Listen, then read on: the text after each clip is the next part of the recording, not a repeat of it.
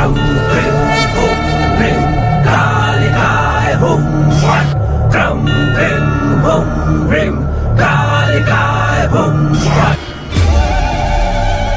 उस दिन जाना माता रानी के यहाँ पे गई थी, वहाँ पे माता रानी गई मेरे घर जाके बहुत रोई बहुत रोई। वही मुझे बोले कि तू बहुत रो रही थी पूजा करते करते, वो तो डर गए पूरे हराम हराम हो गए। वो मुझे छुआ, मैंने उन्हें मारा पीछे मारी, उन्होंने मुझे छुआ होगा, उन्हें नहीं पता, उन्होंने मुझे छुआ क्या हो गया तुझे, क्या हो गया, शांत हो गया शांत हो गया। मुझे बोले वो सारी बात बताई कि तुझे मैं ऐसे करा था, तूने पीछे हटा दिया। अगर उन्होंने बोला तो ऐसे उन्होंने बोला था ऐसे होगा, तो मैं रोज पूजा करती, रोज बैठ जाती पूजा करने, तो वो रोज ही डरते हैं, रोज आती है नहीं, वो रोज डरते हैं, पर मेरे साथ रोज नहीं हो रहा ऐसा। रोज नहीं होगा, वो होगा दिन पे, या तो शनिवार हो गया मंगलवार, जो माई के दिन होते हैं। शनिवार तो खास है ये माई का,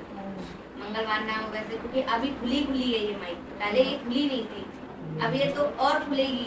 आएगी ये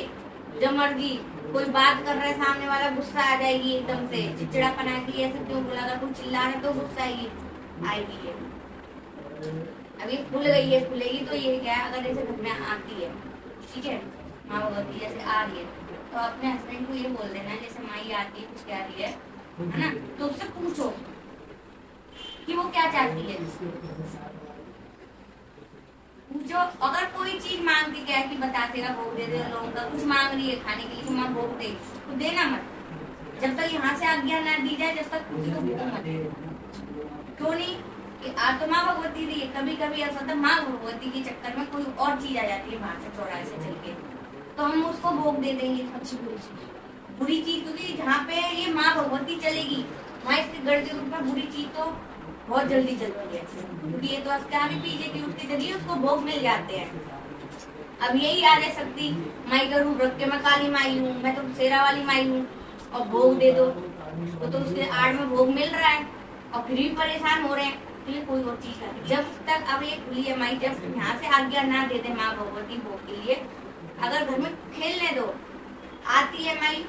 खेल ली, अगर पति से अपने बोलो पूछे क्या चाहती क्या नहीं, फिर यहाँ आके बताओ कि हाँ माई ये बोल के गई है। अगर भोग मांग रही बतासे का भोग दे दो, लोग किसी चीज का बिल्कुल नहीं देना, मत्था टेको, इतना बोल दे मत्था टेक लिया करो, जमाती माँ मत्था टेक लिया, माँ शांत हो जाएगी, मत्था टेक के अपने नाटक की माँ शांत हो जाओ, ठीक है, जो भी है मैं दरबार में जाऊंगी वहाँ पे बोलूंगी, लेकिन भोग मत देना,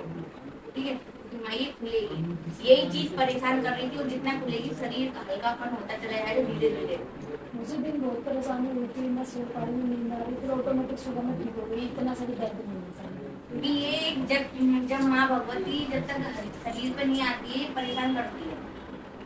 क्योंकि ये भी चाहती खोल, जब तक हम इसको खोलेंगे नहीं, जब तक ये खुलेगी नहीं, तब तक शरीर फूटेगा, सारी चीजें आती दिक्कत यही, यहाँ तक कि काम धंधे भी यही रोकती है, काम धंधे रोक देगी, काम कोई करना रुकावट डाल देगी। जब जो चीज तुम्हारे लिए आ रही है, माँ भगवती आ रही है, तो उस चीजों की शक्तियाँ सबको नहीं मिलती, हर किसी को कुछ नहीं होती है, ये अपने आप बहुत से तो आज शक्तियाँ मांगते हैं, ये शक्तियों की कदर करने को कोई उसे मैंने दोनों चीज को कंट्रोल करा था, मैंने खुद ये महसूस करने की कोशिश करी थी कि सच में ऐसा कुछ है,